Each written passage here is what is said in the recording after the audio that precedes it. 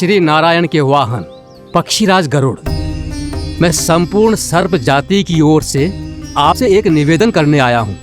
कहिए, क्या कहना चाहते हैं आप? हे पक्षीराज, यदि आप हम पर ऐसे ही आक्रमण करते रहे तो शीघ्र ही हमारी प्रजाति समाप्त हो जाएगी। इसीलिए हमारी आपसे विनती है, यदि आप उचित समझें तो सर्पों के किसी एक घर से हम आपको एक सर्प प्रतिदिन अर्पित करेंगे।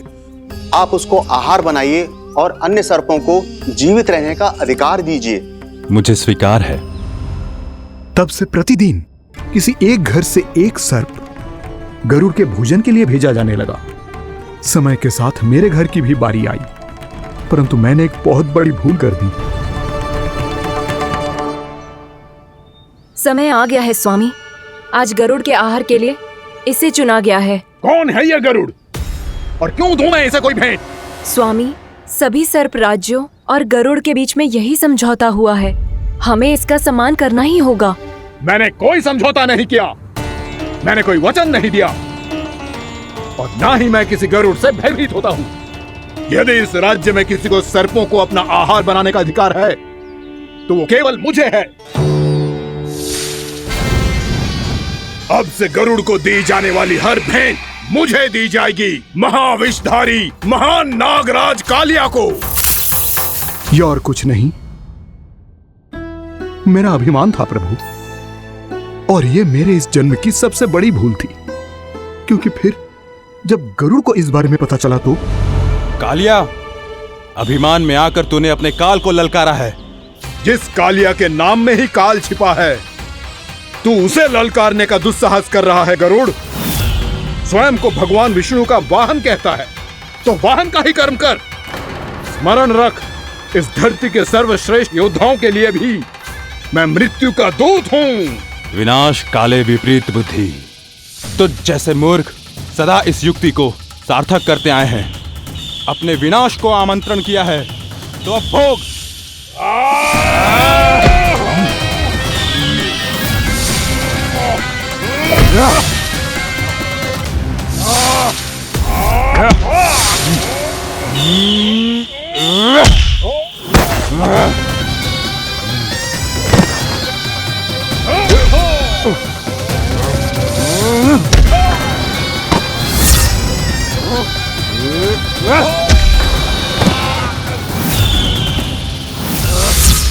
जिसने मेरा भोजन चुराने की धृष्टता की है वो इसी योग्य है। तू मुझे जानता नहीं है गरुड़, मैं महाविषधारी नाग कालिया हूँ। तेरा इतना दुस्साहस कि तूने मुझ पर चरण से प्रहार किया।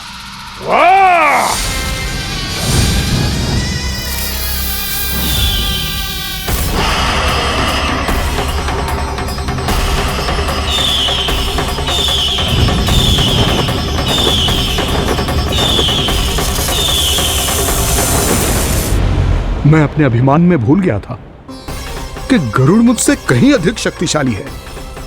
इसलिए अपने प्राणों की रक्षा करने के लिए मैं एक स्थान से दूसरे स्थान भागने लगा। नदियां, पर्वत, यहां तक कि मैंने सागर भी लांघ डाला, पर मैं जहां भी जाता गरुड़ के रूप में मेरा काल वहीं आ जाता। इसीलिए मृत्यु की आशंका से भयभीत होकर मैं अपने बड़े भाई मां कद्रु के प्रथम पुत्र अनंत शेषनाग से राय लेने चला गया। भैया, मैं यहां आपसे आपकी सहायता लेने आया हूं। मेरी एक छोटी सी भूल के कारण यह गरुड़ मेरा पीछा कर रहा है। मुझे हर समय हर स्थान पे ढूंढते रहता है। यदि उसने मुझे ढूंढ लिया तो वो निश्चित ही मेरे प्राण ले लेगा। मुझे कोई ऐसा स्थान बताइए जहां मैं अपनी पत्नी और अपनी संतानों के साथ शांति से रह सकूं। तुम यमुना नदी के किनारे वृंदावन क्षेत्र में जाके वास करो कालिया। गरुड़ वहां प्रवेश नहीं कर सकता क्योंकि उसे ऋषि सोबरी का श्राप मिला हुआ है।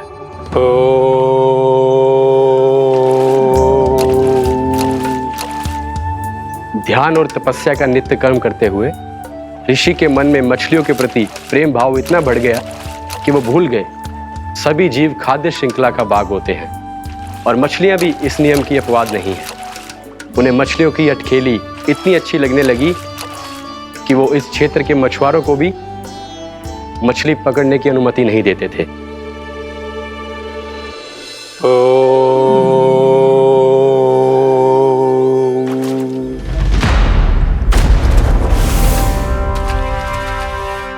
दिन वो उस पक्षी को नहीं रोक पाए, पर तब से सावधान रहने लगे।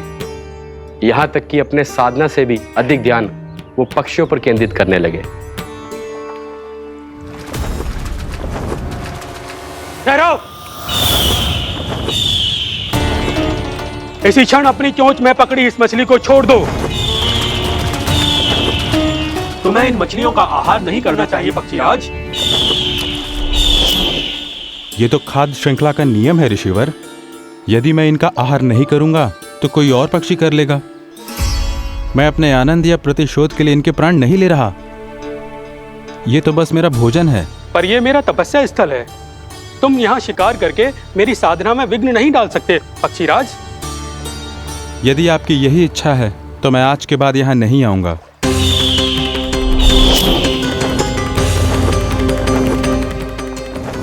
पर आज ये मछली मेरे आहार के रूप में पकड़ी जा चुकी है।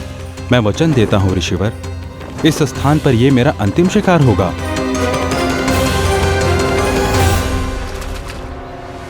आज के बाद यदि तुमने वृंदावन की निकट उड़ान भी भरी तो तुम सैकड़ों टुकड़ों में फटकर मारे जाओगे पक्षीराज। ये मेरा श्राप है।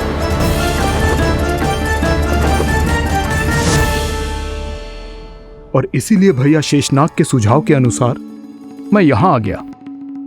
पर अब यदि मैं कहीं और जाऊंगा तो मेरे प्राण नहीं बचेंगे प्रभु। निश्चिंत रहो कालिया, अब से गरुड़ तुम्हें कोई हानि नहीं पहुंचाएगा। अब तुम्हारे फनों पर मेरी पक्षिंग बन गए कालिया, इसीलिए अब से तुम्हें गरुड़ से कोई भय नहीं होगा। निश्चिंत होकर अपने परिवार के साथ गहरे समुद्र में चले जाओ और सुख से शांति से निवास करो। पर ध्यान रहे निर्दोष जीवों को हानि ना पहुंचे। आपने मुझे जीवन दान दे दिया प्रभु, इस उपकार से मैं कृतज्ञ हूँ प्रभु। आदेश दीजिए, मैं आपकी सेवा कैसे करूं? तुम्हारे जल क्षेत्र से 1 कोटि कमल पुष्पों को लेने की अनुमति दे दो कालिया।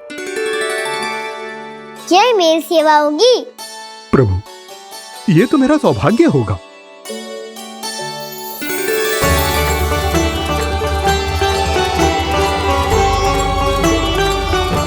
एक कोटि के स्थान पर हम 3 कोटि कमल पुष्प ले आए प्रभु।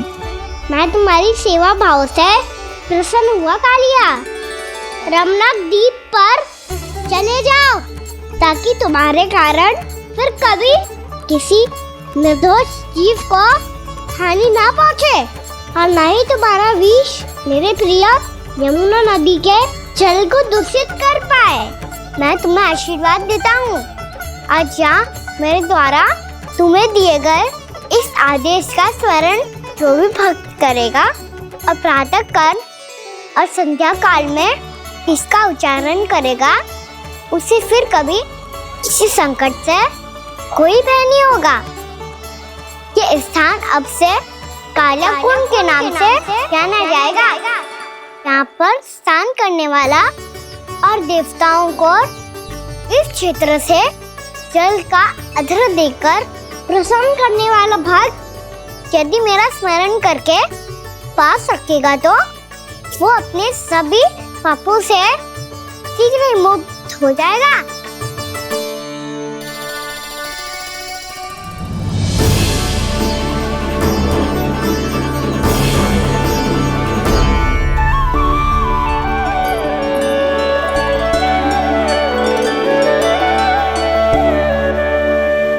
कौन है जी भगवान जिसने अभी अभी कालिया जैसे विशाल विस्तर का सामना किया? क्या एक साधारण बालक जो शीत की अधिकता से ठिठुर रहा है? क्या करूं? मैं लल्ला को ममता के आंचल में छुपा लूं या भक्त बनकर प्रभु की लीला देखती रहूं? क्या करूं मैं? कितना ठंडा था जल, बहुत सर्दी लग रही है। सर्दी से तड़पते हुए कैसे देखूं इसे? अभी जाके अपने पल्लू से सुखाती हूँ। हृदय से लगा के स्नेह की आंच दूंगी तो सर्दी पल भर में छूमंतर हो जाएगी।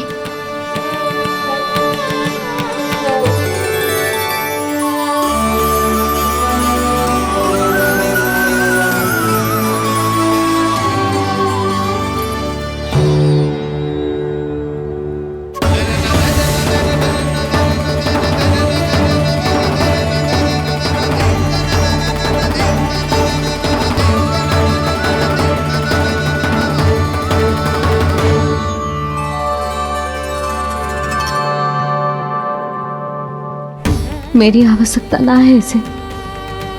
ये तो सच्ची में भगवान ही है, जिसकी ठंड दूर करने के लिए स्वयं द्वादश आदित्य प्रकट हो गए।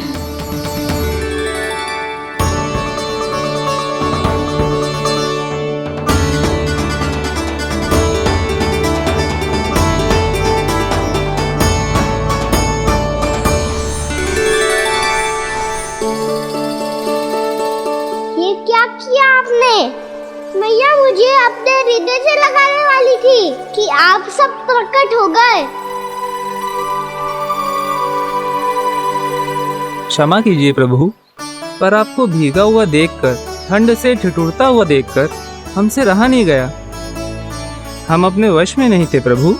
भक्ति से भावुक होकर हम प्रकट होने पर विवश हो गए थे। हमारी किरणें जैसे स्वयं ही फूट पड़ी और दौड़ पड़ी आपको सुखाने के लिए।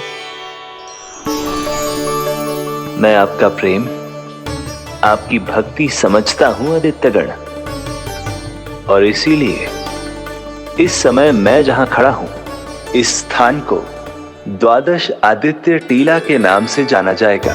द्वादश आदित्य टीला के नाम से जाना जाएगा। हम धन्य हो गए प्रभु। पर कहाँ जा रहा है? जो गड़बड़ किया है उसे सुधारिए तो सही। प्रभु आज्ञा दीजिए। अपना दाब इतना अधिक बढ़ा दीजिए कि मुझे स्वेद आने लगे, ताकि मैया मुझे स्वेद में गीला देख के और भूल जाए कि मैं ही भगवान हूँ, और मैया मुझे अपनी गोद में उठा के ले जाए।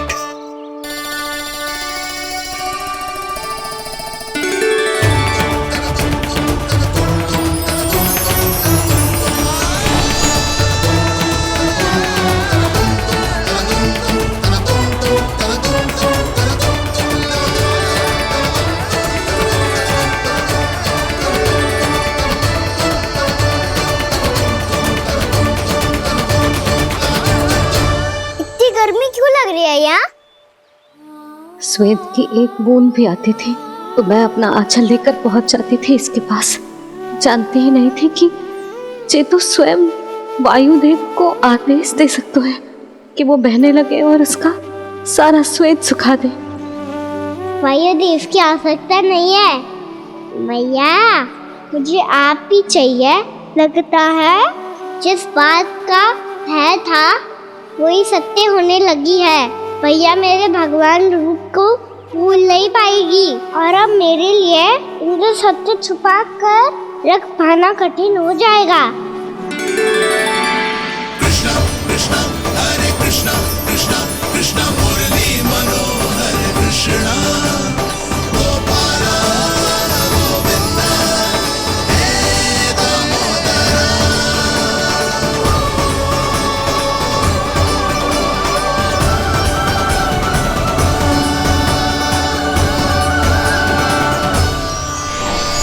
प्रभु, आपके श्वेत से बने इस प्रसंगदान सरोवर का प्रणाम स्वीकार कीजिए।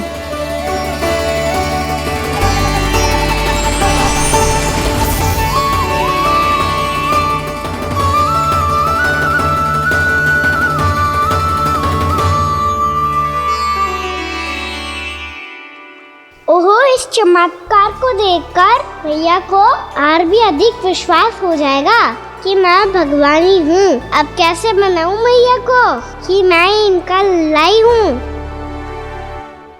बाबा है ना, अब तो यही सहायता करेंगे। श्री कृष्णा गोविंदा हरे हरे श्री कृष्णा गोविंदा हरे हरे श्री कृष्णा हरे मुरारी श्री कृष्णा श्री कृष्णा श्री कृष्णा।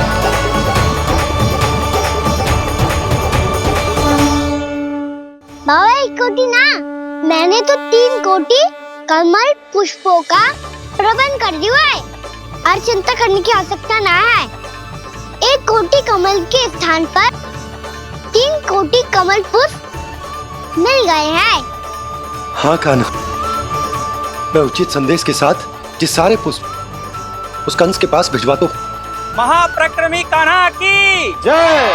वृंदावन रक्षक कान्हा की जय। महाप्रक्रमी कान्हा की जय। भानु जी नंदराज। बाकी गांव वालों को लेकर ये सारे पुष्प इकट्ठा करो और कंस के दरबार में पहुंचाओ। जी।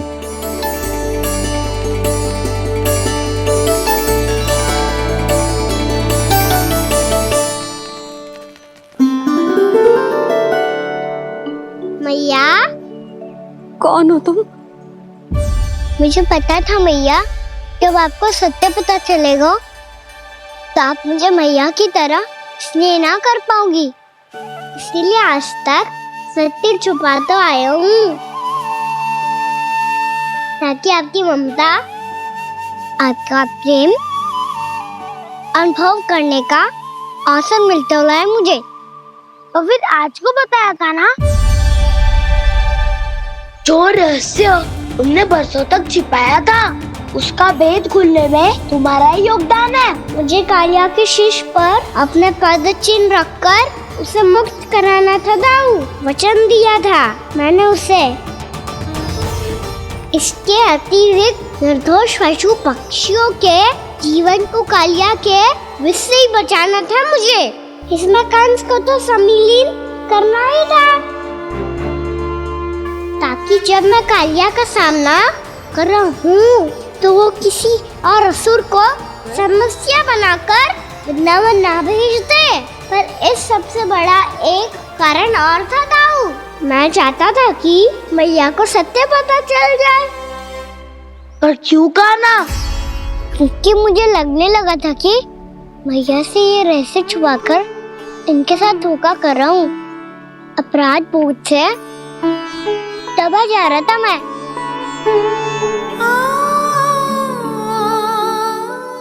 जो सत्य आपको, बाबा को, सभी को पता है, यहाँ तक कि मेरे सखा भी जानते हैं, वो सत्य मैंने मैया से छिपाया केवल इसी लोक में कि मुझे इनकी ममता प्राप्त होती रहे।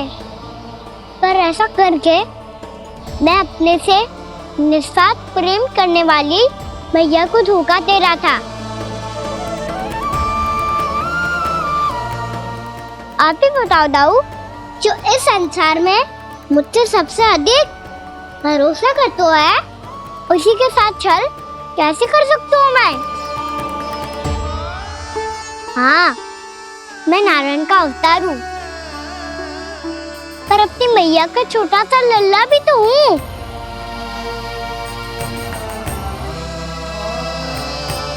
इसीलिए तो यमुना जी में छलांग लगाने का एक कारण इस गेंद को लेने जाना भी था।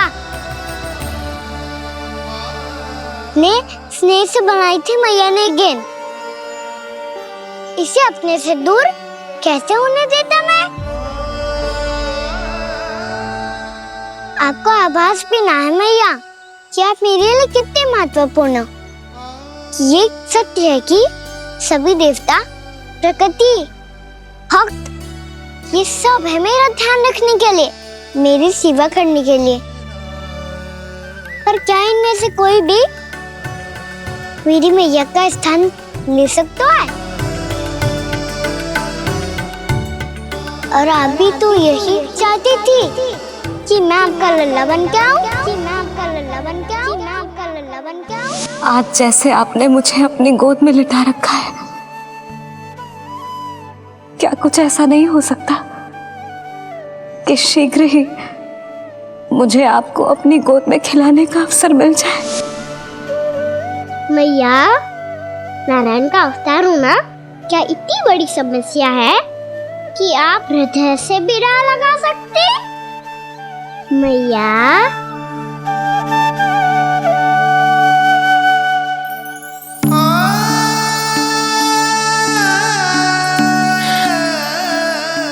मेरा कान्हा, मेरा लल्ला।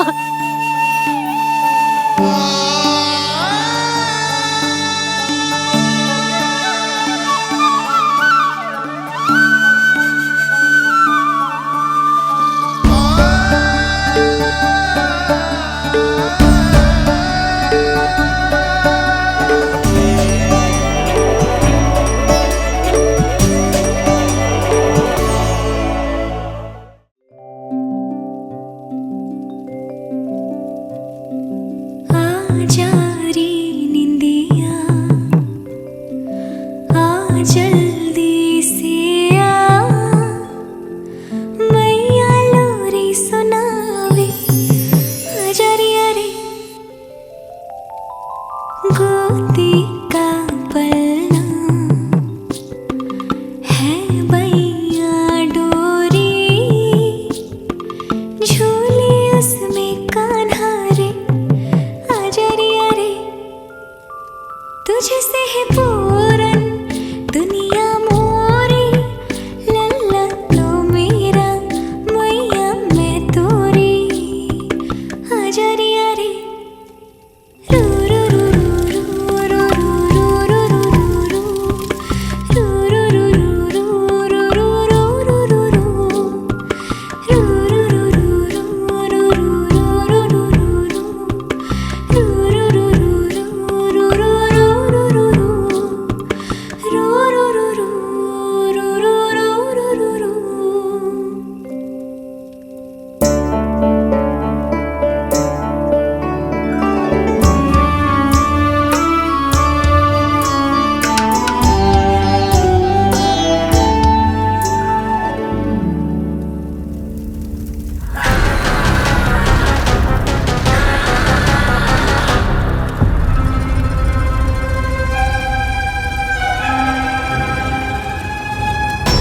प्रभु शीघ्र ही कुछ कीजिए, अन्यथा पूरा वन ही जल जाएगा।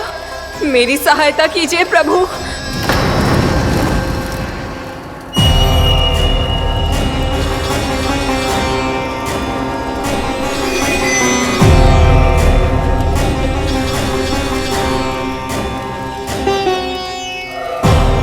आज कोई नहीं रोक सकता मुझे। आज इस वन का एक एक दिन का जला डालूंगा। मुझे भूल गए दावानल, मैं तुम्हें ऐसा करने की आज्ञा नहीं दूंगा।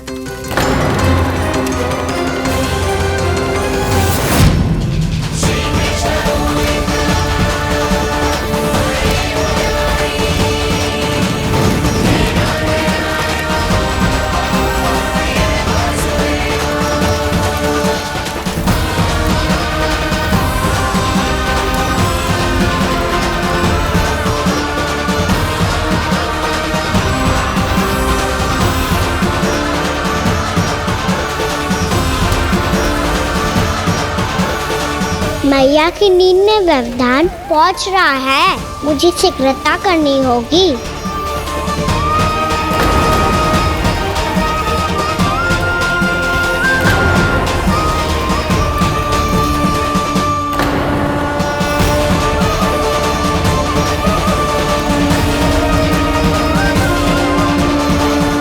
कुछ ही समय पहले बुझती हुई चिंगारी से घबरा गया था, अब इतने विशाल दावानल को निगल गया।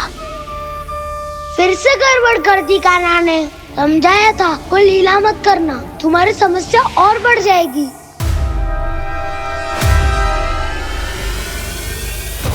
अब क्या करूं दाऊ?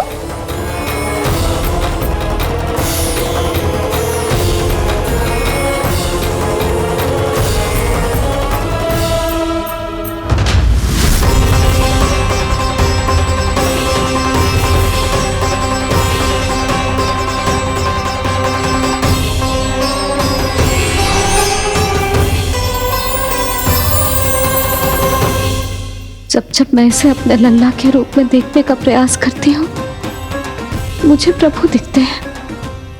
कैसे कैसे समझाऊं अपने आप को?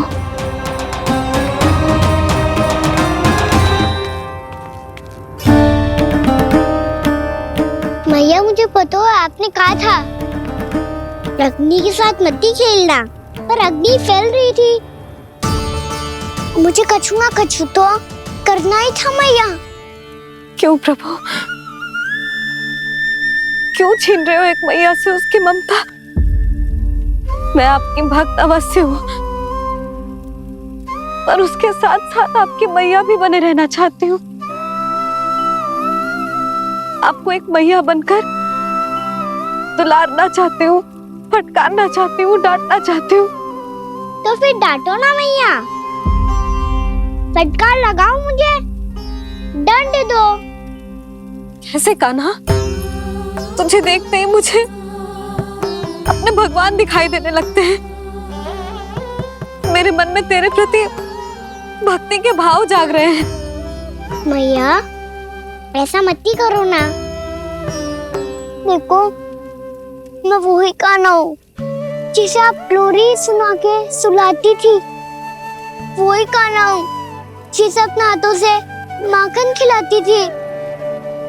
मैं वही कान्हा हूँ मैया जो भूल करता था तो आपकी डांट भी खाता था और आपसे दंड भी पाता था।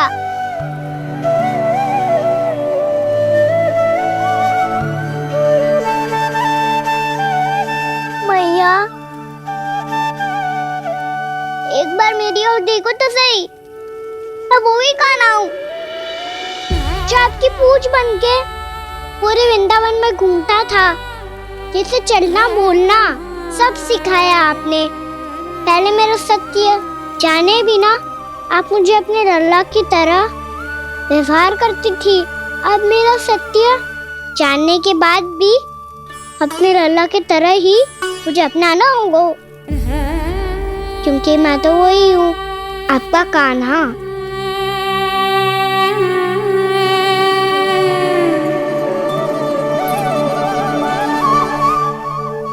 इतना प्यार करते हो तुम मुझसे?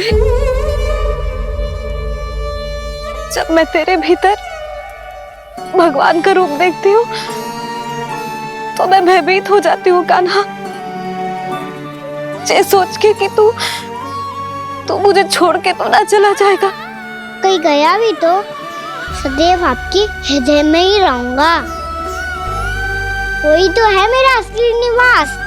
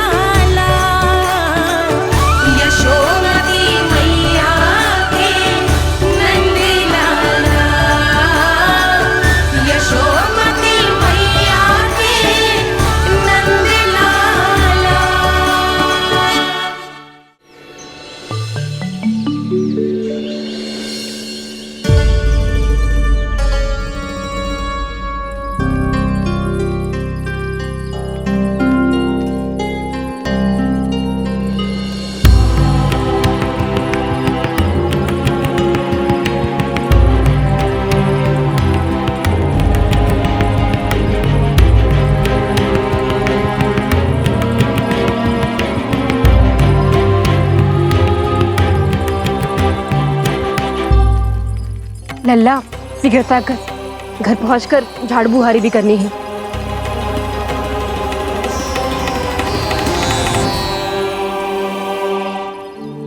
का होगा? ये सब ठहर क्यों गए?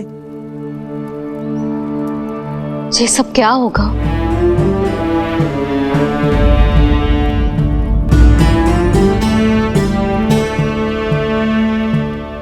कल ही तो हम इस क्षेत्र की सुंदरता की प्रशंसा कर रहे थे ना, और आज कछु बचो है तो बस चिंगारियां, भस्म का ढेर और विनाश का दृश्य।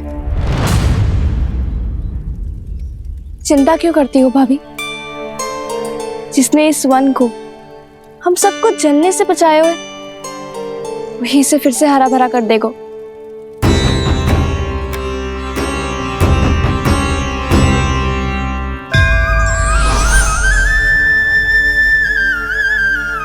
नंदराज, इस समय घर जाना सुरक्षित होगा? पूरा मार्ग जल गयो है। इन सुलगती चिंगारियों का ताप किसी बालक या वृद्ध के पांव में लग गो तो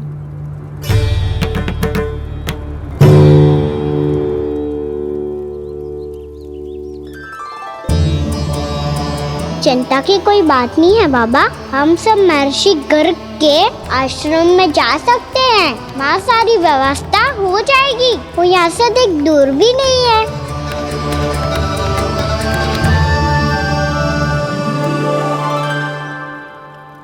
मुझे लगता है कि हम सबको ऋषि गर्ग के आश्रम जाना चाहिए। वहां चलकर कुछ समय उनकी सेवा करेंगे और जैसे ही अग्नि शांत हो जाएगी और वृंदावन जाने को मार्ग सुरक्षित हो जाएगा, हम सब वापस लौट चलेंगे। अच्छा विचार है। वही महर्षि गर्ग जिन्होंने मेरा नामकरण करा था।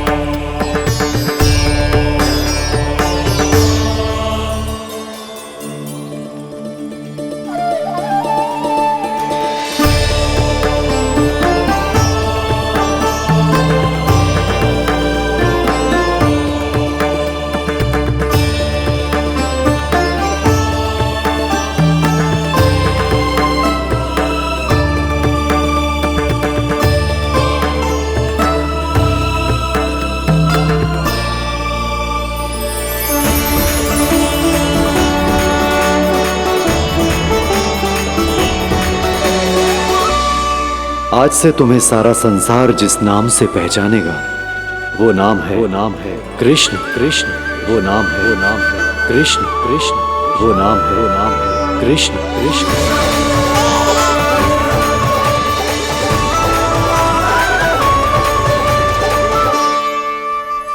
प्रणाम ऋषिवर।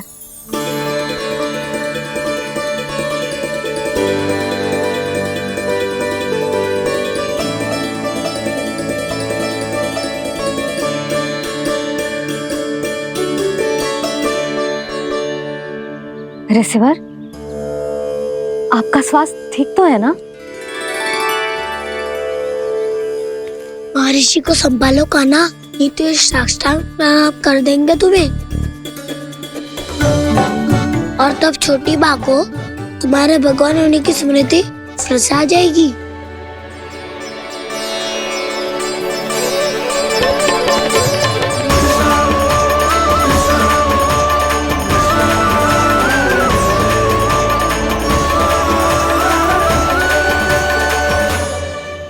भक्तों को भगवान के दर्शन मिलते हैं। मुझे तो साक्षात भगवान ही मिल गए।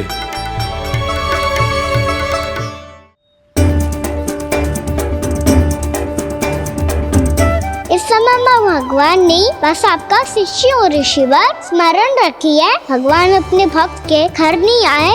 आज एक पुत्र अपनी मैया के साथ एक महर्षि के आश्रम आया है।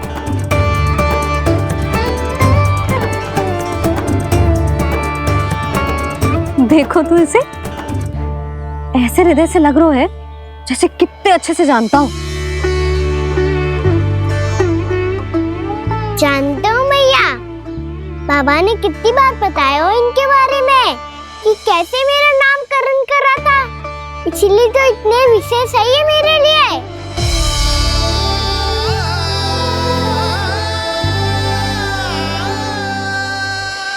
अच्छा ही है कि यशोदा जी भूल रही है कि इसका लल्ला स्वयं श्री नारायण का अवतार है।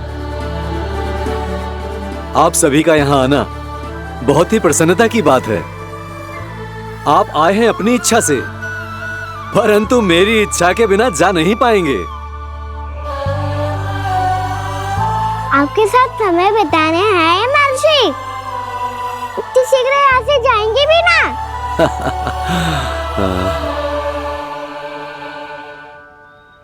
लगता है कान्हा के मस्तिष्क में कोई योजना है। कोई फिर से कोई लीला तो नहीं करने वाला ये?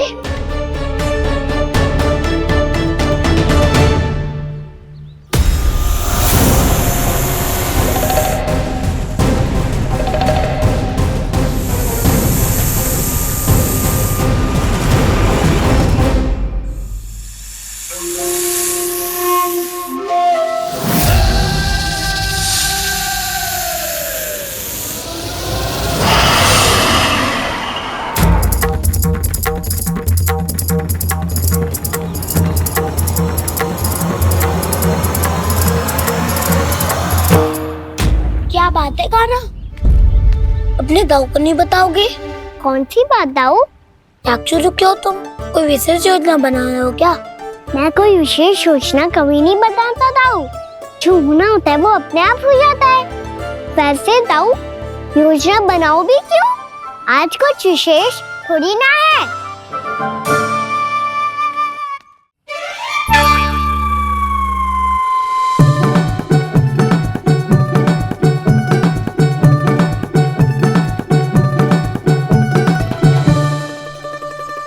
अच्छा, तो मेरा जन्मदिन इसके लिए विशेष अवसर नहीं है या फिर इसे स्मरण ही नहीं है कि आज मेरा जन्मदिन है?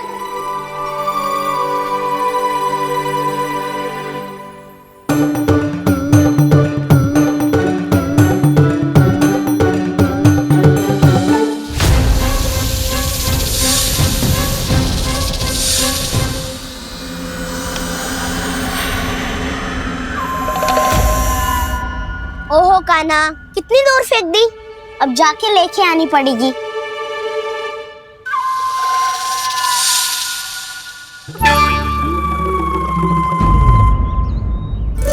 बलराम, वहाँ खड़े क्या हो? आओ खिल्ली लेके आते हैं।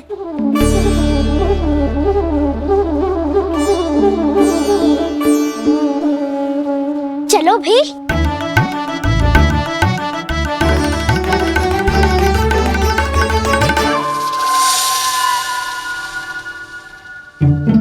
अब मेरी बारी है। नहीं नहीं, अब मैं खेलूंगा।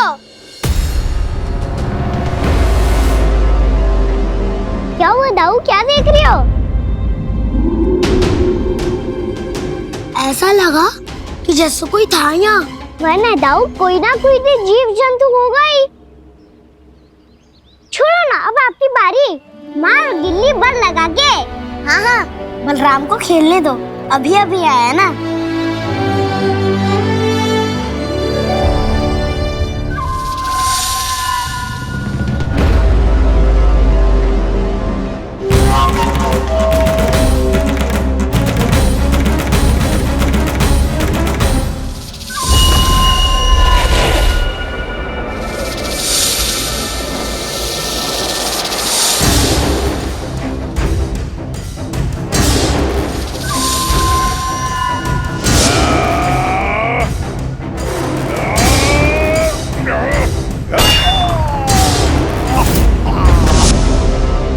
यही हत्या की थी ना उसने मेरे भाई बकासुर की, और वो सारे बालक बड़े चाव से देख रहे थे, प्रशंसा कर रहे थे उस मायावी की।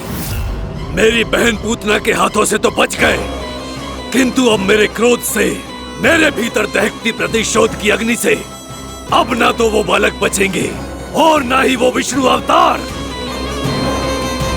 और भूलना मत, महाराज ने क्या कहा था, सीधे सीधे उस मायावी का सामना नहीं करना है तुम्हें। वो बालक बहुत चतुर है।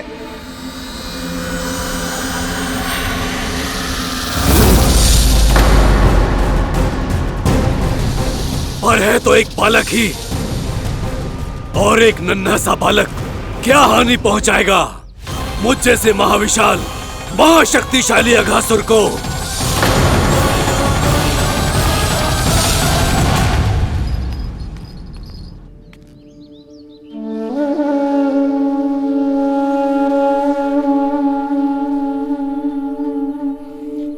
पता नहीं तेरी मैया क्या क्या सोच रही होगी।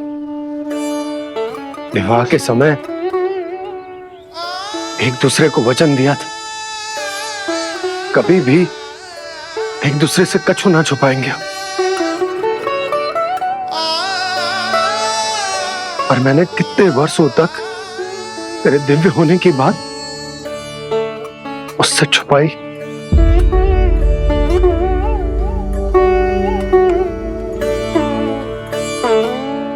कान्हा, तुमने ही तो कही थी कि मैं तुम्हारा सत्य तुम्हारी मैया को ना बताऊं।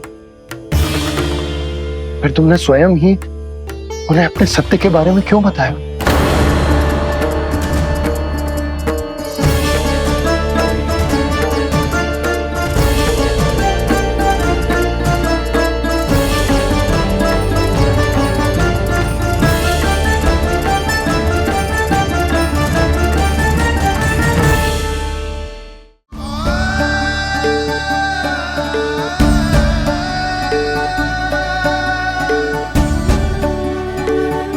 जे सत्य है कि जे जानने के बाद कि तू श्री नारायण का अवतार है, मैं तुझे भगवान की तरह ही देख पाऊंगी। पर मेरे हृदय की जो ममता है ना, वो भक्त से कहीं अधिक है लल्ला। फिर चाहे तू साधारण बालक हो या श्री नारायण का अवतार, तू सदैव ही मेरा लल्ला है, मेरा लल्ला था और सदैव ही रहेगा। यशोमती मैया का नंद लाला, यशोमती मैया का नंद लाला। यशोमती मैया के नंद लाला, यशोमती मैया के नंद लाला, यशोमती मैया के नंद लाला, यशोमती मैया के नंद लाला।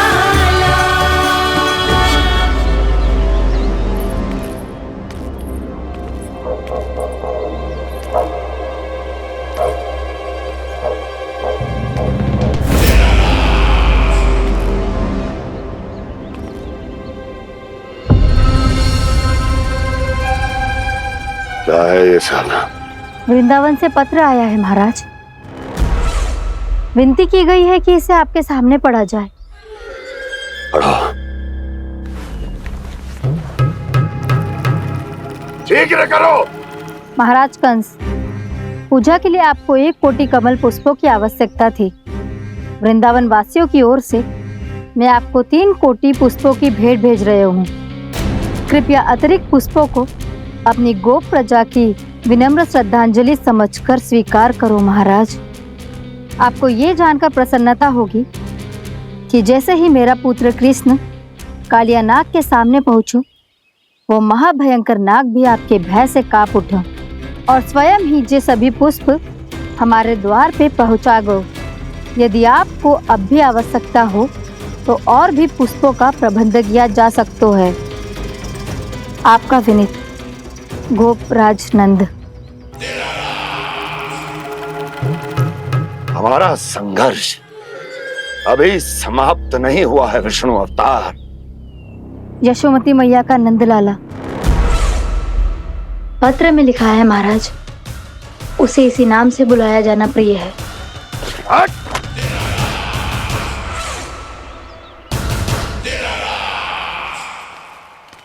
जैसे आपने कही वैसे ही करो। हमने कंस के राजभवन को पुष्प से भर दियो है। मुझे तो ऐसा लग रही है इतने पुष्प देख के कंस को चक्कर आ जाएंगे। आपका पत्र पढ़ के उसे ये समझ में आगा होगा कि वृंदावन वासियों से उलझना ठीक ना है उसके लिए।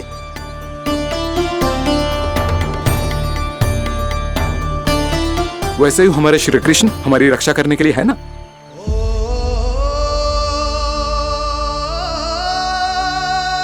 सूर्यास्त होने वाला है, हमें अब घर चलना चाहिए। मुझे बहुत थकान लग रही है नंदराज। हाँ, मैं भी बहुत थक गई हूँ। नंदराज, कमल पुष्पों को गाड़ी में लादकर मथुरा पहुंचाने में अब हम भी बहुत थक गए। तो आप सब लोग रात्रि को यहाँ रुकना चाहते हैं? वैसे सुझाव तो अच्छा है नंदराज। अब कालिया नाग के स्थान से जाने के बाद प्रकृति कितनी खिल उठी है, क्यों जसोदा जी?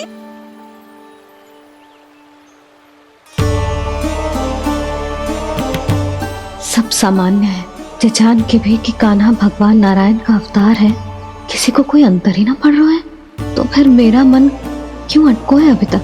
क्यों बार बार मैं इस दुविधा में पड़ जाती हूँ कि कान्हा को एक भक्त के जैसे देखूं या मैया के जैसे? ऐसा इसीलिए है मैया क्योंकि ना तो आपकी भक्ति में कोई कमी है और ना ही ममता में। तो फिर ठीक है, आज हम यहीं रात बिताएंगे। सब लोग विश्राम करिए। जय हुइनाबाद। रात वन में भयभीत क्यों हो रहे हो बसंता? श्री नारायण का अवतार कान्हा है ना हमारे साथ।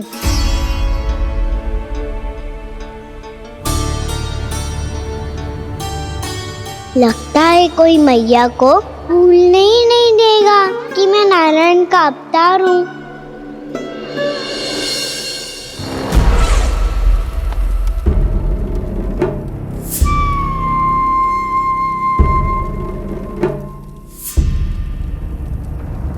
तुम्हें पूर्ण विश्वास है ना गुप्तचर? ये सब कुछ उसी बालक ने किया है। उसी ने कालिया को पराजित करके यहां से दूर भेज दिया है। मैंने अपनी आंखों से देखा है महाराज। और वृंदावन के सभी वासी इस समय वन में विश्राम कर रहे हैं, ये सूचना पक्की है। वो सब पूरी रात वन में ही बिताएंगे महाराज।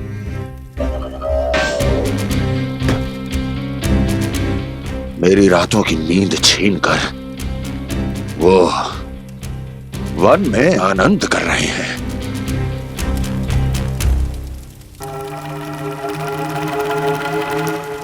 किंतु मैं उनके इसी आनंद को मृत्यु के करुण रूतन में बदल दूंगा। उनके चारों ओर प्रकाश होगा, सूर्य की चमक जैसा, आंखें चौंधिया देने वाला प्रकाश। किंतु फिर भी ये रात उनके लिए सबसे अधिक काली होगी, क्योंकि मैं इस पूर्णिमा की रात को अमावस्या की रात बना दूंगा, कभी न समाप्त होने वाली अमावस्या।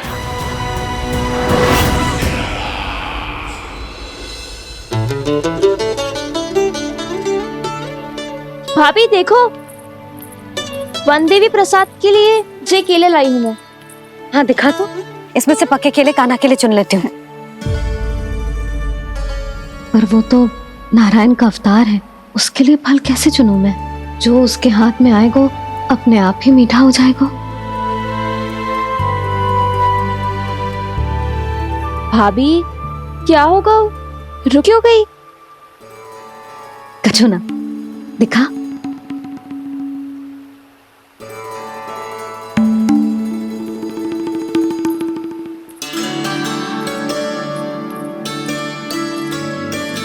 कान्हा, तुझे भूख लगी आई होगी ना?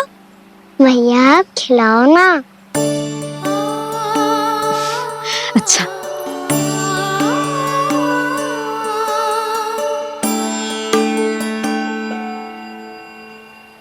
ले।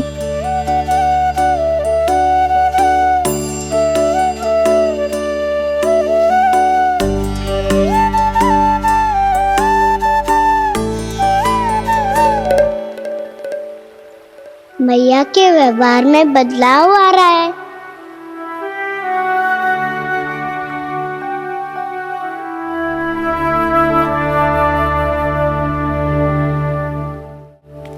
कान्हा, बंसी काका हम सबको वन में आग जलाना सिखा रहे हैं, ताकि भयानक पशु को दूर करा जा सके। भैया मैं जाऊं? भैया अग्नि जलाने जाऊं? हाँ जा। भैया तो चुपचाप जाने दे रही है, पहले जैसे चिंता भी नहीं कर रही है अब। लल्ला सुन, अग्नि के साथ खेलियो मती और सुरक्षित दूरी बना के रखियो, समझ आई?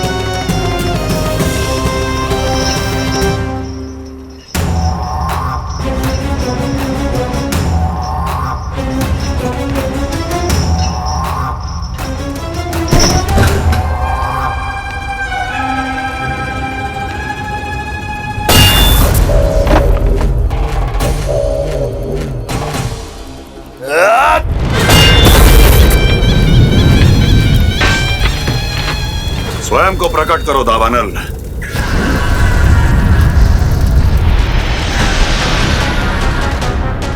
प्रणाम महाराज। महाराज कंस, इस कारागार से मुक्त करवाने के लिए आपका बहुत बहुत धन्यवाद। बताइए, इस उपकार का ऋण कैसे चुकाऊं? बस वही करो दावानल जो तुम्हें सबसे अधिक प्रिय है। अपने नाम को स्वयं सार्थक करो।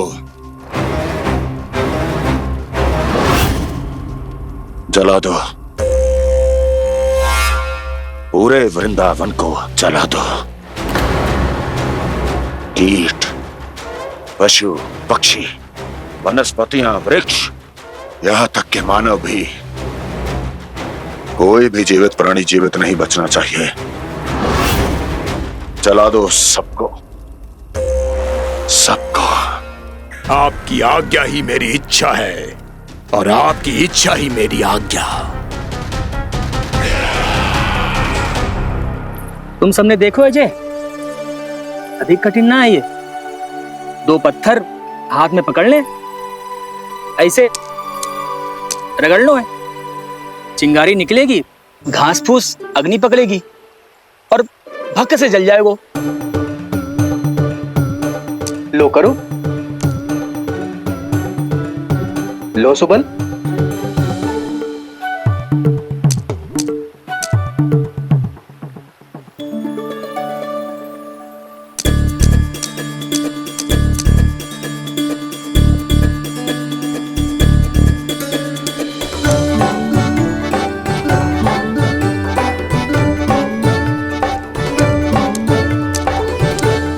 ले कान्हा, तू भी प्रयास करके देख ले।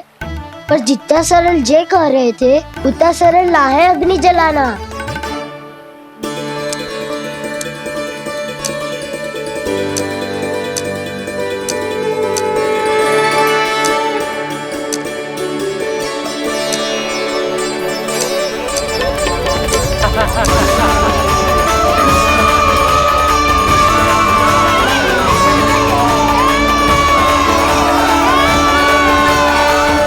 ये तो श्री नारायण का अवतार है। संसार की सारी अग्नि इसके नियंत्रण में है, तो फिर एक चिंगारी उत्पन्न करना कौन सी बड़ी बात है।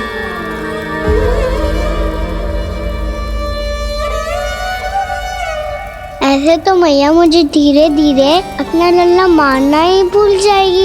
ये उचित नहीं है, अब मुझे ही कुछ करना होगा।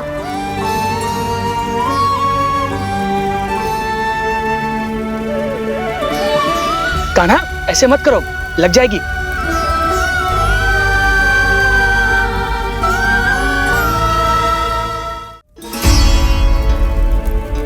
कान्हा, संभाल के, ध्यान कहाँ है तेरो? कालिया नाग का हलाहल जैसा विष जिसका कछु न बिगाड़ पाई, जिस साधारण सी अग्नि उसे हानि कैसे पहुंचा पाएगी। मेरी ममता बार बार चिंता करने पे विवश कर देती है मुझे। भूल जाती हूँ मैं कि ये तो श्री नारायण का अवतार है। यही तो मैं चाहता हूँ मैया।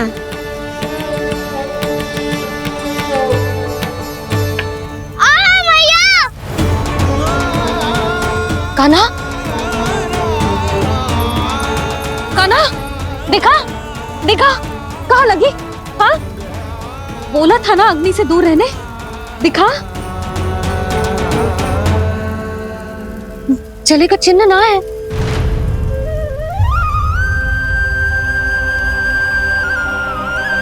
मेरे साथ खेल खेल रहा है जे। इससे पता है कि इसकी पुकार सुनते ही मैया ऐसे ही दौड़ी चली आएगी। नीचे नटखटपना बंद कर कान्हा।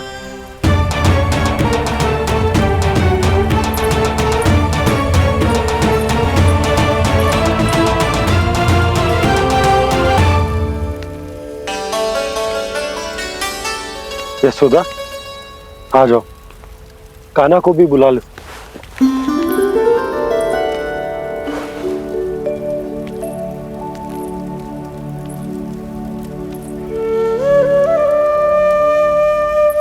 आपको तो पहले से पता था ना कान्हा के बारे में? वो यशोदा, कान्हा ने मुझसे वचन लिया। ना ना, मैं आपको ताना ना दे रही। मैं तो बस ये सोच रही थी कि आप अपने आप को कैसे समझा पाते हो,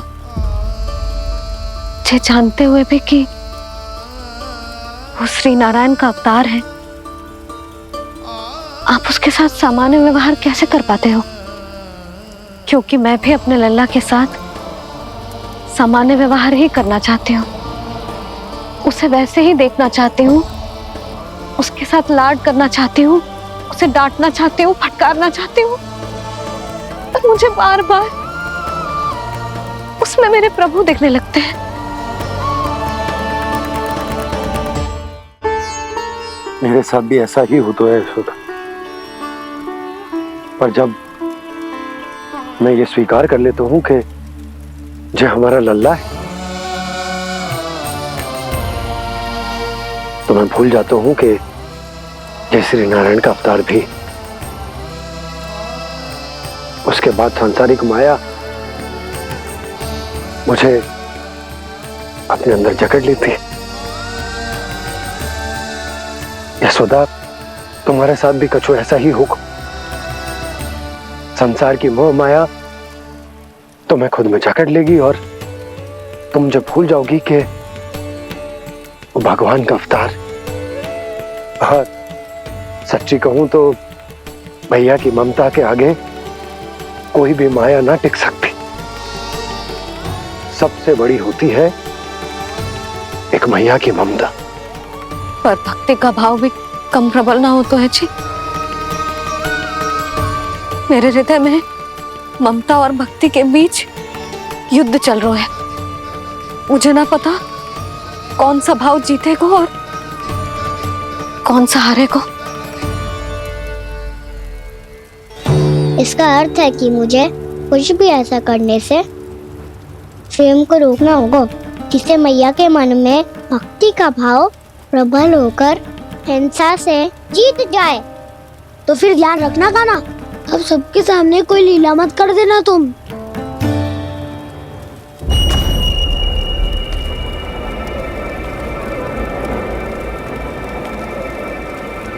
वो देखो, वो वहां बैठे हैं सब कोने में। किसी भी कोने में क्यों ना छिपा हो, आज तो जलेगा पूरा वृंदावन ही। मुझे फैला दो यहां और फिर जाओ महाराज कंस को सूचना दो कि उनका कार्य हो गया है। महाराज का आदेश स्मरण है ना, वृंदावन का कोई भी आदमी आज जीवित नहीं रहना चाहिए। अग्नि को जलाना मत सिखाओ, जाओ मुझे अपना कार्य करने दो।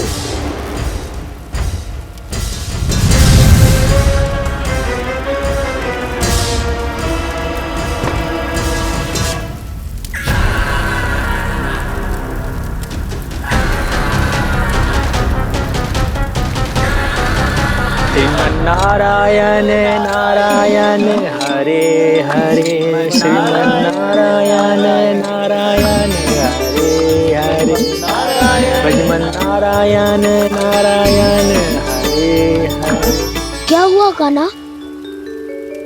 मैंने आपको कहा था ना कि मैं कोई लीला ना करूं, पर देखो कंस मामा ने असुर वृंदावन को भेज दिया है।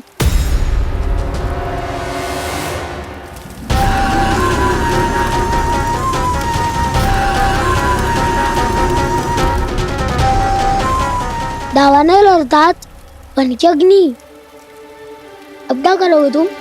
वही जो मेरे ताऊ क्या सबके सामने ही ऐसा कछु ना करूंगा जो लीला लगे, पर सबकी दृष्टि से छुपकर तो कछु करना होगा दाऊ। इससे पहले कि ये दावानल पूरे वृंदावन को लील जाए। पर कान्हा करने क्या वालों है?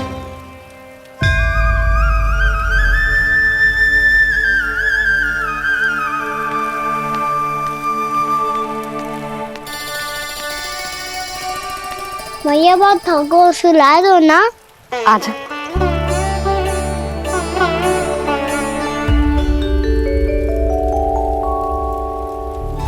लोरी गाओ ना मैया। सब जन आंखें बंद कर लो, मैया लोरी सुना रही है।